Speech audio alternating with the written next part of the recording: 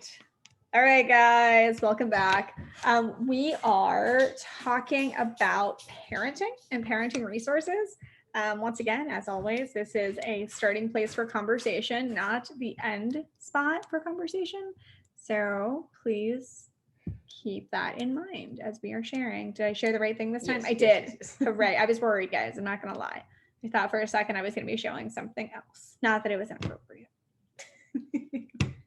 Would have been something equally intense and probably our next presentation topic. Okay, parenting. Land acknowledgement. It's interesting because we've recorded, 8 of these now? Mm-hmm. And I think that every time we come to this slide, I say something different. Yeah, you do. You do. I think that as always, it's super important to know the history of where you are and, keep in mind that we all live in a space that we are sharing with people from many, many different backgrounds. And I keep thinking about the phrase you said the other day about cultural humility, right? And just asking questions if you don't know, right? And being kind of increasingly and always curious about the people around you and where they're from and what their stories are. And that certainly includes the native tribes near us. So I'm always happy to talk more about this. But here's the basic information. Okay. Parenting. So we're going to start with a couple of quotes. Number one, parenting is the easiest thing in the world to have an opinion about, but the hardest thing in the world to do. I did not, it's definitely a paraphrase. I paraphrased that quote, but that's all right. And the other one is, so often children are punished for being human. You're not allowed to have grumpy moods, bad days, disrespectful tones, or bad attitudes. Yet we adults have them all the time. None of us are perfect. We must stop holding our children to a higher standard of perfection than we can attain ourselves. So full transparency, I am not from Texas. And so there may be pieces of this that you disagree with, and that is perfectly fine and perfectly valid.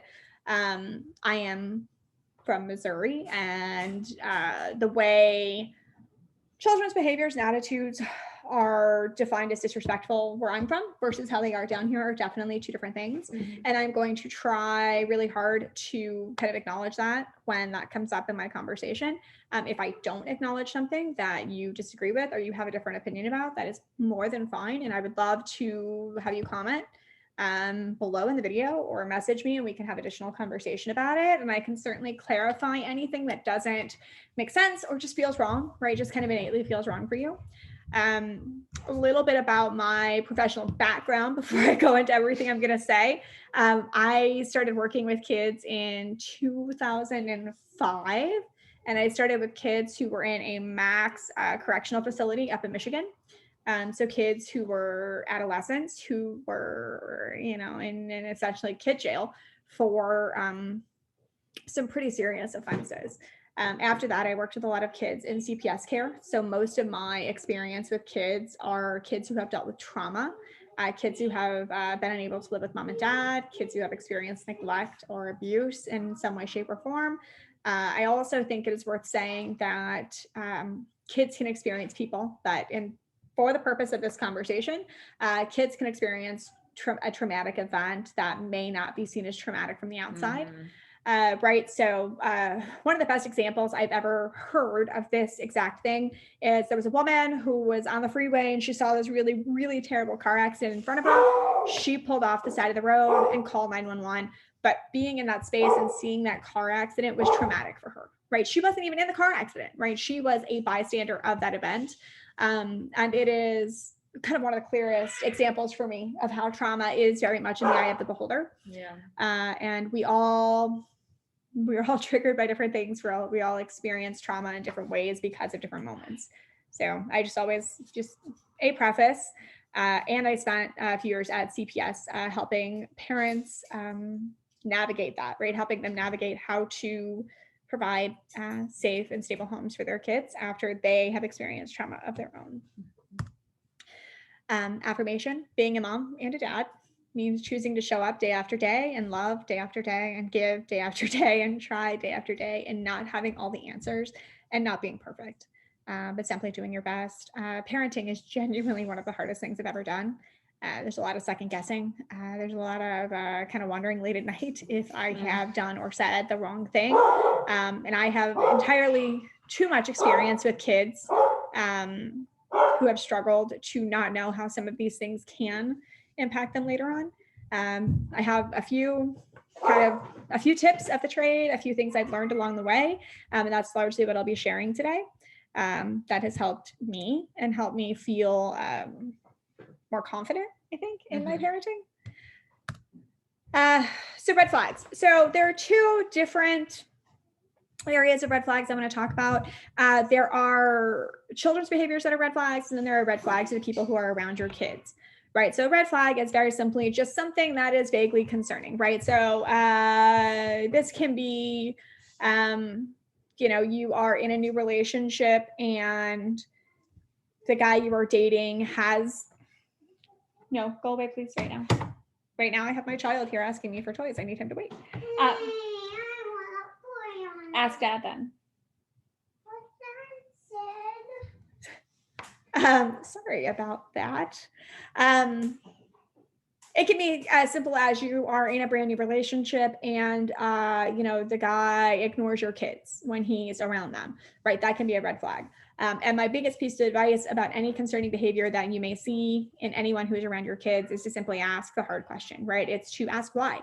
Like, do you not like kids? Or you could just say, hey, like, I've noticed that you don't really talk to my kids when they're around you. Like, what's up with that? Like, and sometimes asking those hard questions will lead you down one of two pathways of conversation, one of which, maybe you're going to get to the root and the heart of what's going on. The other option is that you may find out some information that is concerning to you and you may decide to end that relationship. The other aspect of red flags that I want to talk about today are some red flag behaviors that we see in kids. So extremely fearful, extremely aggressive, does not engage with others, doesn't understand fantasy versus reality, and doesn't express many emotions, and has trouble sleeping, eating, or toileting. Yeah. So when we say extremely fearful, we don't mean the kid that, is like afraid of water, right? We don't mean that kid. We mean the kid who, when they see somebody, right, when they see a specific person, they run screaming from the room, or they hide, or they desperately try to get you to stay, right? They're screaming, they're throwing the massive fit. You don't know why, they're not really talking about it.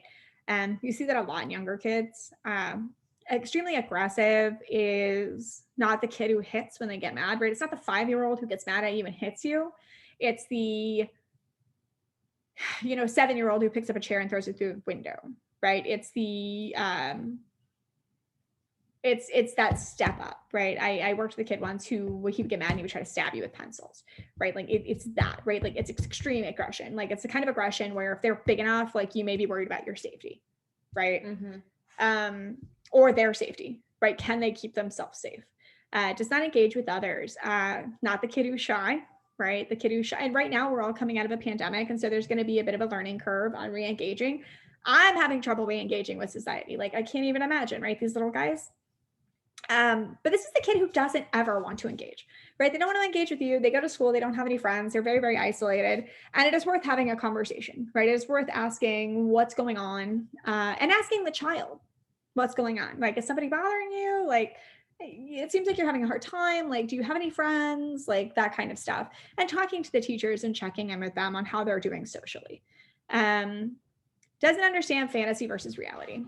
There is this interesting cutoff somewhere in late childhood, right? Early childhood, 5, 6, 4, 5, 6, somewhere in there, where kids start to understand that some things are pretend, right? And some things are real, right? So, I've got a 6-year-old who is really into superheroes, right? And, one of the things my mom asked me was, well, does he understand that he can't fly? Yes, he understands that he can't fly. But I know that there are some younger kids that have trouble with that concept. And so, one of the things I did with my kids when they were really little was a lot of, oh, well, are you playing pretend, or we're using our imagination and stuff like that.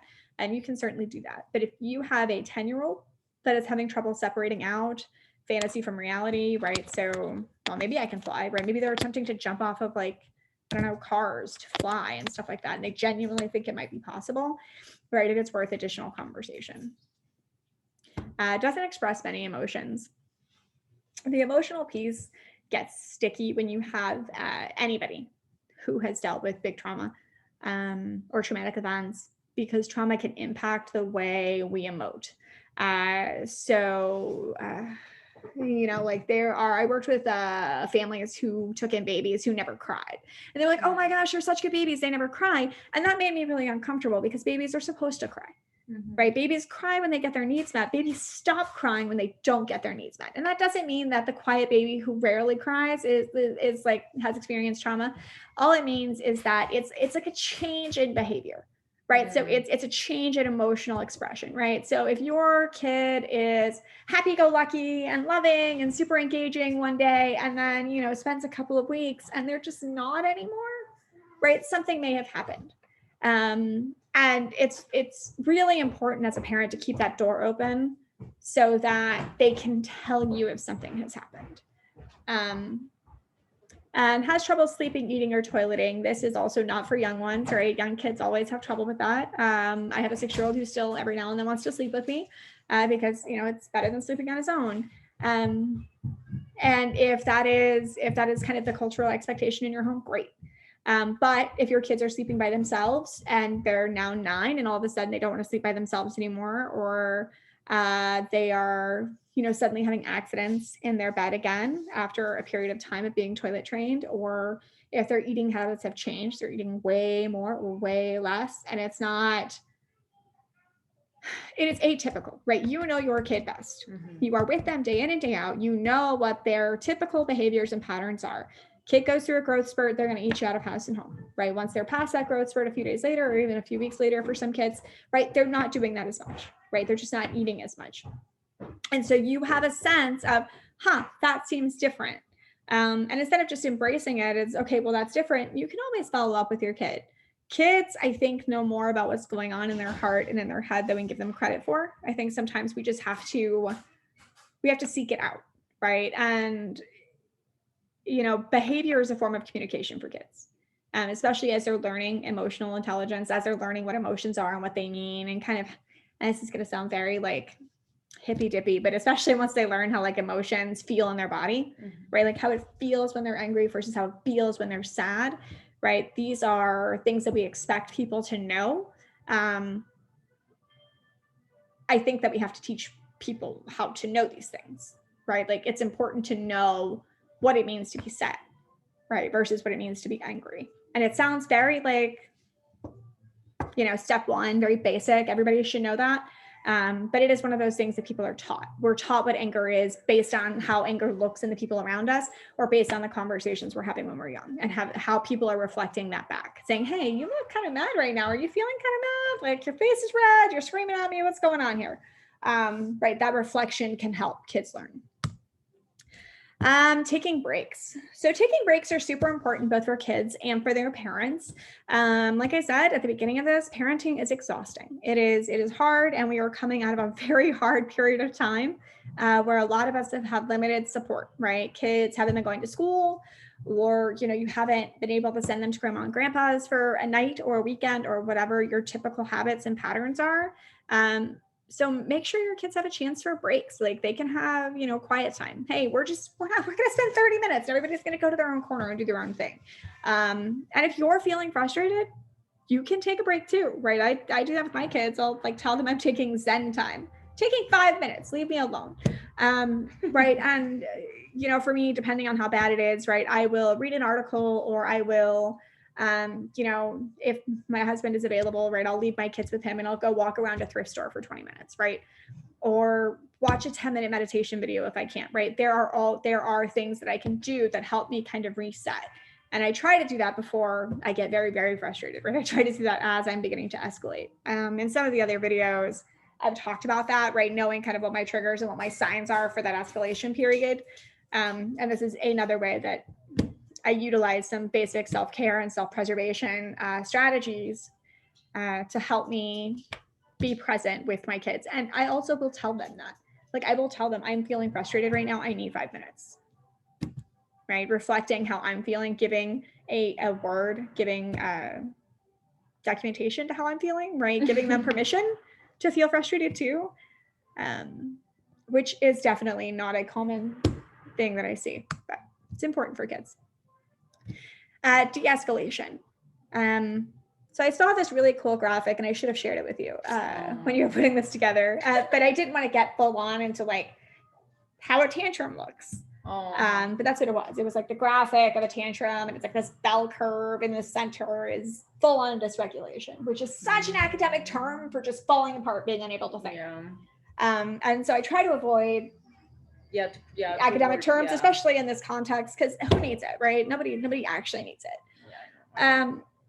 But sometimes if you are having a lot going on and you've got a lot of stressors and your kids are just going at it and it's been all day and your teeth are on edge because they just won't stop. We've all been there. There are some different ways to help them calm down, right? Rather than yelling, right? Yelling is very much this, like, I feel like the world is out of control, so I'm going to respond by raising my voice, right? It is this instinctive thing that we all do. Here are some de-escalation strategies, and this is an area I know quite a bit about, so I am always happy to talk more about it. Things like using a calm tone of voice, right? Even if you're mad, right? Intentionally lowering your voice, right? Sitting down and lowering your voice. It will start to lower the overall temperature in the room. You can give, especially with younger kids, giving them choices. With older kids, building in choices where you can, right? Kids want what's called autonomy. They want to be independent. They want to make their own decisions. We live in a very independent culture, and so independence is very prized, and we're teaching our kids how to be independent from a very young age. So where you can teach them, right? They can, if you've got a 15-year-old kid, maybe they can help plan the menu, right? Maybe they have to make a meal a week, right? And it can be something as simple as grilled cheese, but it gives them a sense of autonomy. It gives them some independence, and you're teaching them a skill. You can use humor. And so humor is an interesting one because you don't want to be like, you don't want to use sarcasm, because sarcasm can be misused. My son hates sarcasm. Hates it, hoots it, hates it. I am a very sarcastic person. And so one of the things that he and I are having to like work through, and my child's reflecting this back at me, he'll tell me, I don't like that. Please don't do that. And I'm just like, but he's telling me his needs. He's telling me, I don't like that. It makes me feel bad. And my job as his mom is not to make him feel bad. My job as his mom is to like build him up and to give him the skills he needs in life. And so we are walking through that together. You can talk about things that they like. You can validate them. Validation is very, very underrated, I think, in society, right? Like, it is so easy to just want to go, well, yeah, you're wrong. That's true. Right? Like, and as a parent, there's something about having tiny people yelling at you and being like, I am the adult in the room. Oh my gosh. Right? And like, it's like, why can't I control the situation? But when you're able to sit down and you're able to lower your voice and you're able to lower your temperature, I'd go, I can see why you're mad. Right? Nobody likes to be told no. I mean, like, as an adult, do you guys like being told no? I hate it. Somebody tells me no, my first response is, well, I'm going to do it anyway. And I am a 36-year-old woman, like, who understands the power of the word no. Like, my kids don't always understand it. Older kids, not even older kids, my kids do this already, right? Like, I'll give them a direction, like, well, why do I have to do that? And this is one of those areas, the why do I have to do that can be seen as back talk. Absolutely. And sometimes it is. I have attempted in my own personal life, and this is something that I have chosen to do based on my experience with the kids I've worked with. I have tried to offer an explanation. Because I know that there are some kids out there that honestly don't know, right? They don't actually know why they're in trouble, right? Maybe they just did 7 things, right? Maybe they broke something and they spilled something and they were mean to their brother, or they called somebody stupid and, right? Like, they may actually not know why they're in trouble. And my personal philosophy is that in order for discipline to work, kids have to know why they're being disciplined. And also, if you answer them, it kind of takes all the wind right out of that back talk, right? They can say, well, why do I have to do that? Because you called your brother stupid and hit him in the face, right? Like, and they're like, oh, fine.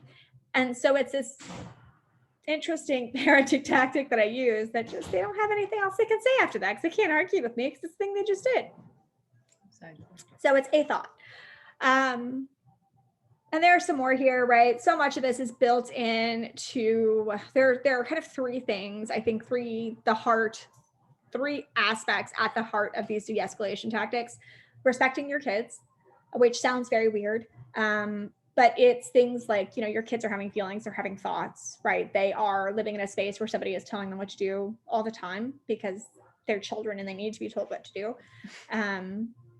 But they are having thoughts and feelings, right? And respecting those and giving them the space to breathe, as long as they're being safe and they're not, escalating and they're not causing huge, massive issues. And the second one is validating that, right? Acknowledging that, right? Coming in and going, okay, like, this is how I'm feeling. How are you feeling? Right? Like having that moment of openness and vulnerability in an effort to kind of model that there may be different ways to do stuff. And the last piece is kids, I think, know more than we give them credit for.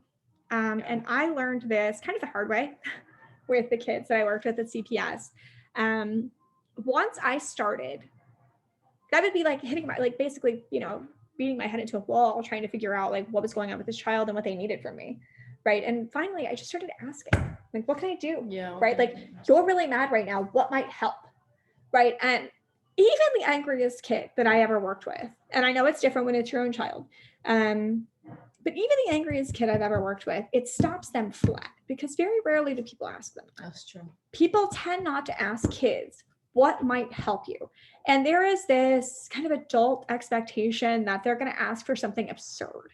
I want an ice cream sundae. I want to go to the zoo or whatever it is, right? There's this expectation I think we have, because that's what we might do. Right? If I'm falling apart, somebody comes to me, it's like, well, what do you want? $1 million. That's right? What I was gonna. Right? But there's this interesting adult expectation that exists that in my personal experience, I just don't see. Right? Sometimes they're going to say crazy stuff. Sometimes they're going to say, well, I want my brother to go live somewhere else. Okay, well, that's obviously not an option. What else could we do? Right? And sometimes they come up with stuff that's actually super clever. Right? It'll be something really small. Well, when I come home from school, I'm hungry. I'd really like a snack. Or, can I just sit with you for a few minutes when I get mad? Right? Like, a lot of times they come up with these things that feel small and feel like, well, obviously that can be done, but we didn't think about, because we're not living in their hearts and minds, right? Like they are our children and we made them and we're raising them and they're part of our lives. But they are separate entities and they have different needs, right? And that strategy is something I use across all of my relationships. Well, what can I do, right? Like what do you need right now? And the younger the child is, like, you may have to phrase it differently. Right? You may say, hey, what can help right now? You're feeling really mad. Is there anything I could do to help? Right? Do you want me to sit with you? Do you want a hug? And that may feel like, as a parent, it may feel like you're rewarding a bad behavior.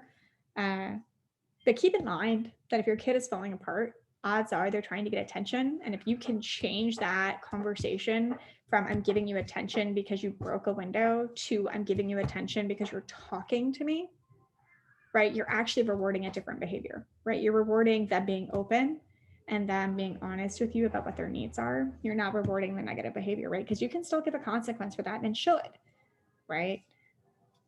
But you can separate those two things out. And most kids, if you're able to separate it out, like verbally, if you're able to tell them, thank you so much for talking with me.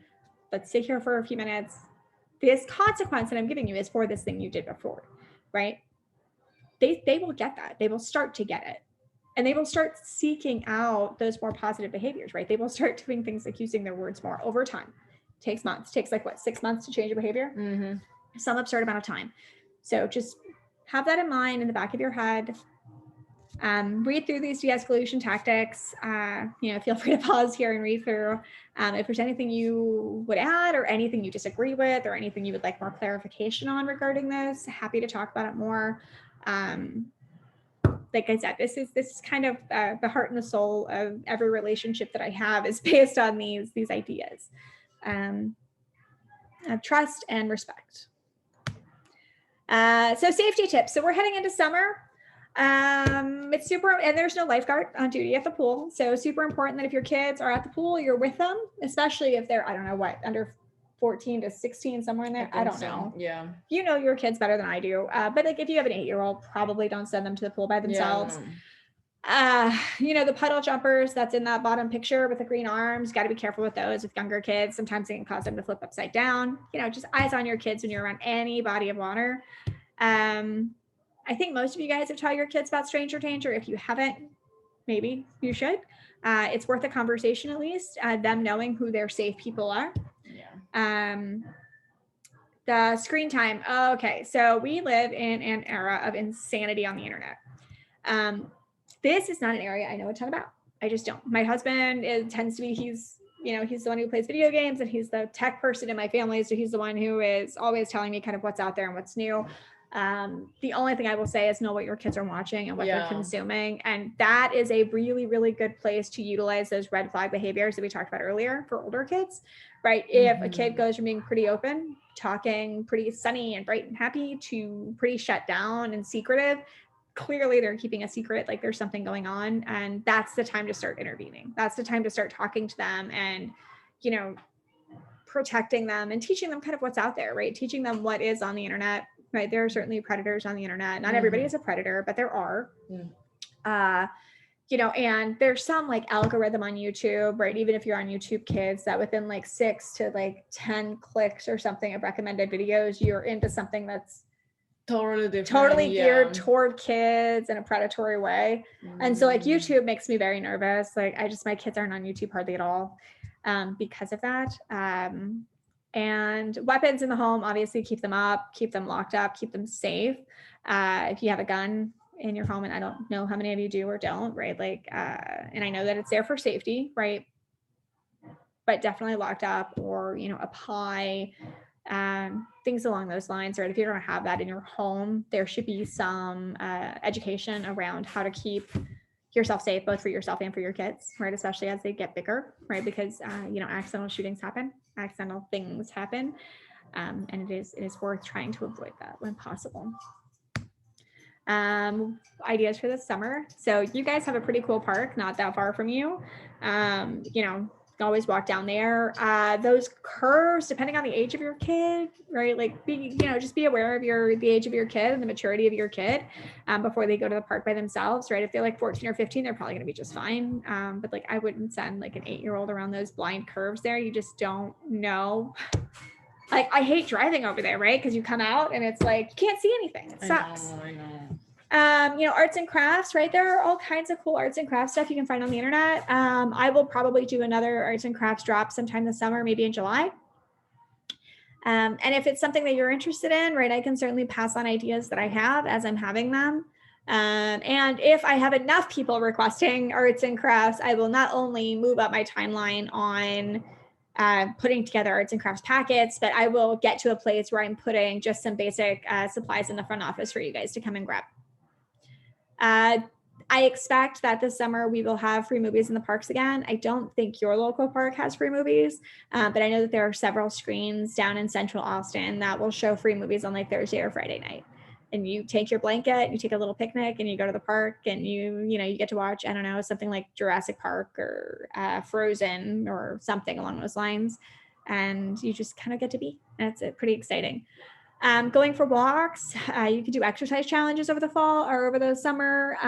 Walking is always nice. That area gets a little bit tough, but you guys are also pretty close to that big walking trail right around the Colorado River. So if like you go down to Pleasant Valley and just south of the river, like there's a huge part, like you can park down there, and there are like baseball fields and I think soccer fields. You can park your car and you can literally walk. I think it's like a 15-mile loop just through the city around Town Lake. And it's beautiful. It's really, really beautiful. It's one of my favorite places to run.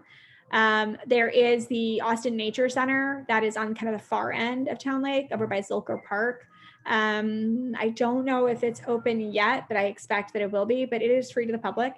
They have a lot of really cool animals that were like rescued. So like a giant raven and owls and eagles and like foxes and stuff that were like cared for by people who obviously should not have had a fox or an owl.